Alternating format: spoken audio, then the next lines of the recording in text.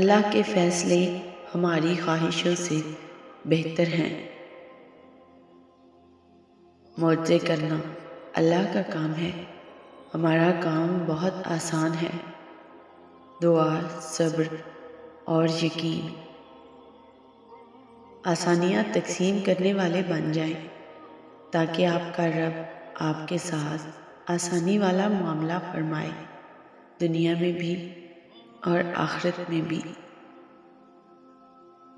زندگی کے بہت سارے اسباق میں سے ایک سبق یہ بھی سیکھا ہے میں نے کہ جب اللہ ہم پر چھوڑ دیتے ہیں معاملہ، تو وہ رب ایسی ایسی جگہوں سے نوازتا ہے کہ انسان حیرت زدہ ہو کر سوچتا ہے کہ یا اللہ، میرے صبر کا اتنا اچھا پھل۔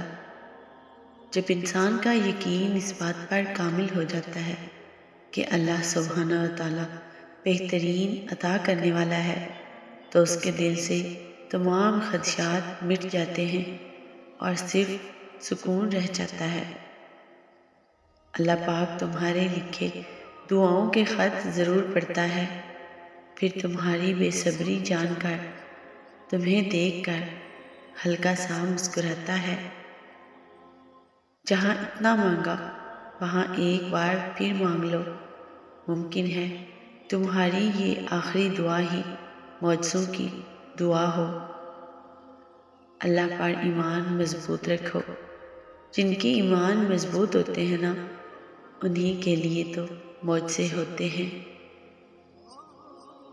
اللہ تو تم سے ایک پکار کے فاصلے پر ہی ہے، بس ایک دعا اور اس کے معجزے تمہیں سمیٹ لیں گے۔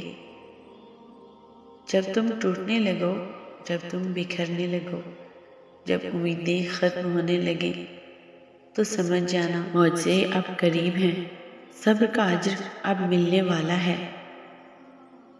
اور ایسا بھی ہوگا جب تم کسی ایسی تکلیف میں ہوگے جو کسی کو سمجھا بھی نہیں سکو گے، رونے کا دل تو ہوگا مگر رو بھی نہیں سکو گے، سوچ سوچ کے دماغ کی شریانیں پھٹنے سے لگیں گی، لیکن اسی وقت تم صبر کرنا اور یقین کرنا کہ تمہارا رب کسی جان کو اس کی برداشت سے زیادہ تکلیف نہیں دیتا۔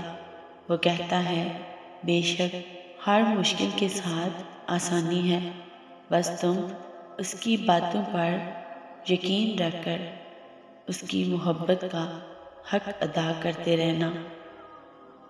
اگر انسان اللہ سے ملاقات اور اس کے قریب ہونے کی لذت و خوشی کو جان لے تو اسے اللہ سے دوری پر غم محسوس ہو۔ اللہ تو قریب ہی ہوتا ہے، دور تو ہم چلے جاتے ہیں، اس سے مایوس ہو کر مانگنا ہی چھوڑ دیتے ہیں۔ حالانکہ اللہ تعالیٰ تو ہمارے لیے ہماری پہلی دعا کے بعد ہی اسباب بنانے شروع کر دیتا ہے، کیونکہ وہ مالک ہے جس کو مان رکھنا اور محبت کرنا خوب آتا ہے،